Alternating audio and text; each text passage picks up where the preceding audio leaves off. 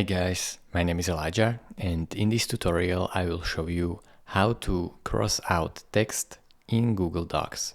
So this is very simple and straightforward, so I will show you right now how to do this.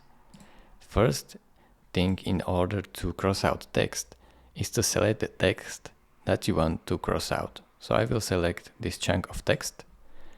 Now go right here to Format, click on it, and it will open up this menu. Go to Text, then to Strikethrough.